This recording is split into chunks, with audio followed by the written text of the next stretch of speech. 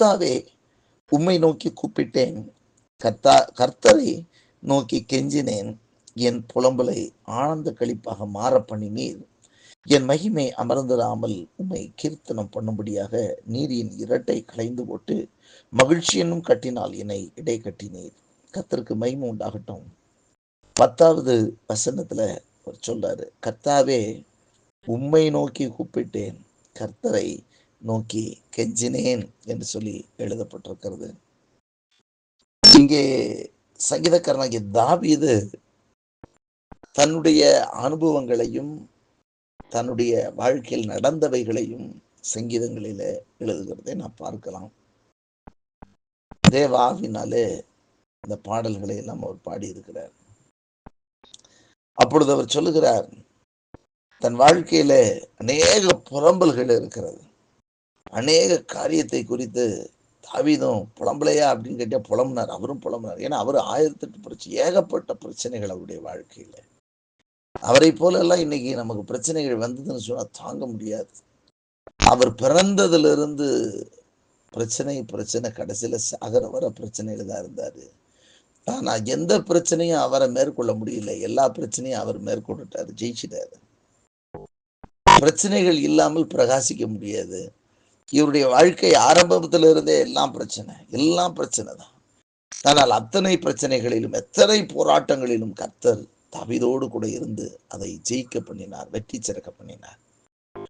இங்கே அதான் சொல்றாரு, என் புலம்பலை ஆனந்த களிப்பாக மாற பண்ணினீர் அப்படின்னு சொல்றதுக்கு முன்னாடி நீங்க பாத்தீங்கன்னா 10வது சொல்றாரு, கர்த்தாவே உம்மை நோக்கி கூப்பிட்டேன், உம்மை நோக்கி நான் கூப்பிட்டேன்.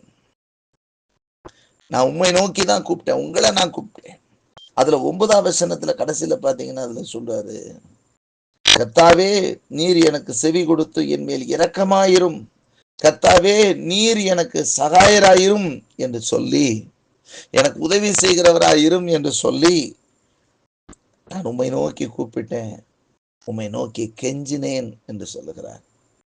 இந்த சங்கீதக்காரன் இது அவருடைய வாழ்க்கையில அவ்வளவு பாடுகளும் பிரச்சனைகளுக்கு மத்தியில அவர் கூப்பிடுகிற இடம், நீர் தான் எனக்கு சகாயர், எனக்கு உதவி செய்ய வேற ஆளே கிடையாது, எனக்கு யார் உதவி செய்வார், எனக்கு உதவி செய்ய ஆள் இல்லை, நீங்க தான் எனக்கு உதவி, நீங்க தான் எனக்கு சகாயம், எனக்கு உதவி செய்யணும் அப்படின்னு சொன்னா அந்த உதவி செய்யக்கூடிய நபர் நீங்க தான்ப்பா, எனக்கு சகாயர் நீங்க தான். ஆகவே தான் நான் உம்மை நோக்கி கூப்பிடுகிறேன், ஆகவே தான் நான் உம்மை நோக்கி கெஞ்சுகிறேன். நம்ம வாழ்க்கையில சில பிரச்சனைகளை யாராலும் உதவி செய்ய முடியாது.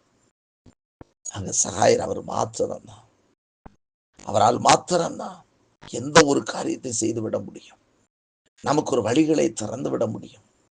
சில நேரங்கள்ல என்ன முயற்சி எடுத்தாலும் அந்த முயற்சியில 1% கூட அதுல முன்னேற்றமே வராது.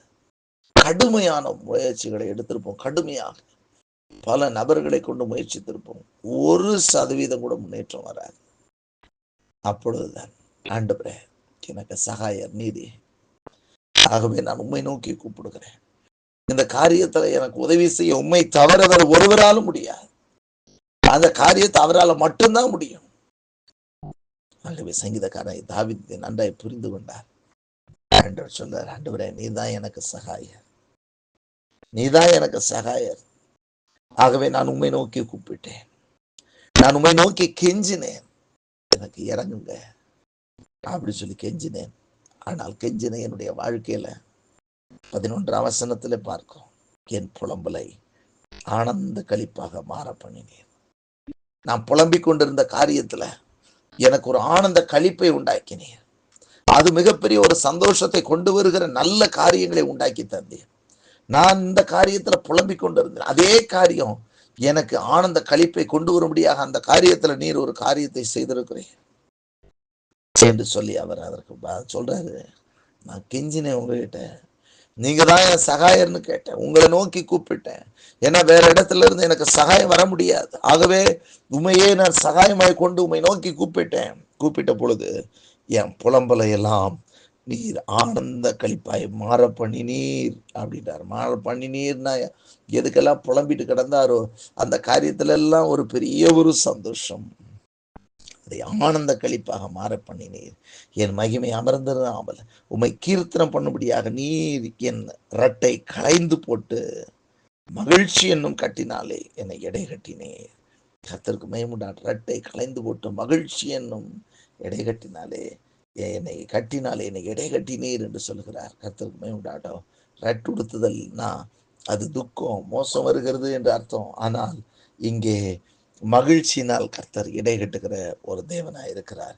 நம்முடைய வாழ்க்கையிலும் கூட பல பிரச்சனைகளையும், பல போராட்டங்களையும், பல நெருக்கங்களையும், பல விதமான சூழ்நிலைகளும், என்ன செய்வதென்று புரியாத சூழ்நிலைகளிலே நாம் பல நேரங்களில் பல மனிதர்களை நம்பி நம்பி நம்பி பல சூழ்நிலைகளை, பல காரியங்களை நம்பி நாம் ஏமாந்து போயிருக்கலாம். ஆனால் இன்றைக்கு தாவீதனுடைய வாழ்க்கையில அதை எழுதி வைத்து விட்டு போகிறார். நான் கர்த்தர் எனக்கு சகாயர் என்று சொல்லி நான் அவரை நோக்கி கூப்பிட்டேன், அவரை நோக்கி கெஞ்சினேன் என்று சொல்லுகிறார். அவர் நோக்கி கூப்பிட்டேன், அவரை பார்த்து தான் கூப்பிட்டேன், அவரை பார்த்து தான் நான் கெஞ்சினேன், அவர் எனக்கு இறங்கினார் என்று சொல்லி அவர் எழுதுகிறதை பார்க்கிறோம். ஆகவே அவர் நம்முடைய புலம்பலை ஆனந்த களிப்பாய் மாற பண்ணுகிற தேவன். அவர் நம்முடைய புலம்பலை ஆனந்த களிப்பாய் மாற பண்ணுகிற ஒரு தேவன் அவர். நாம் ஆண்டவரையே நோக்கி கூப்பிடுவோம், நாம் அவரிடத்திலே கெஞ்சுவோம். அவரிடத்திலே நமக்கு இரக்கங்கள் உண்டு, அவரிடத்திலே நமக்கு இரக்கங்கள் உண்டு. அவர் நமக்கு இறங்குகிற தெய்வம், அவர் இறங்குகிறவர். அவர் இறங்கி நம்மை ஆசீர்வதிப்பார். இங்கு சங்கீதக்காரனாகிய தாவீதை கர்த்தர் ஆசீர்வதித்தவர். அவருடைய புலம்பலை எல்லாம் ஆனந்த களிப்பாய் மாற பண்ணினவர். அவர் எல்லா புலம்பல்ல இருந்து ஒரு ஆனந்த களிப்புக்கு நேராக ஆண்டவர் சங்கீதக்காரனாகிய தாவீதை கொண்டு வருவானால் உங்களையும் என்னையும் கூட ஆனந்த களிப்புக்குள்ளாக வழி நடத்த செல்ல அவர் வல்லவராய் இருக்கிறார். நம்முடைய இரட்டையெல்லாம் களைந்து போட்டு நம்மை மகிழ்ச்சி என்னும் கட்டினாலே நம்மை இடைகட்ட அவர் வல்லவராய் இருக்கிறார். தாவீதுடைய வாழ்க்கையில அங்கே ரட்டுடுத்தப்பட்ட ஒரு சூழ்நிலை. ஏனென்றால் ரட்டு உடுத்தப்படுதல் என்றால் அங்கே சூழ்நிலை மோசமாக போய் கொண்டிருக்கிறது என்று அர்த்தம். அந்த சூழ்நிலை எல்லாம் கர்த்தர் மாற்றி அமைத்து அங்கே மகிழ்ச்சி என்னும் கட்டினாலே அவர் இடை கட்டினது போல நம்மையும் ஆண்டவர் மகிழ்ச்சி என்னும் இடை கட்டினாலே கட்டுவார். இதில் ஒன்று மாத்திரம், ஆண்டவரே நீர் என் சகாயர் என்று அவரையே சார்ந்து கொள்வோம். சகாயர் என்று அறிந்த பின்பு அவரையே நோக்கி கூப்பிடுவோம், அவரிடத்திலே கெஞ்சுவோம்.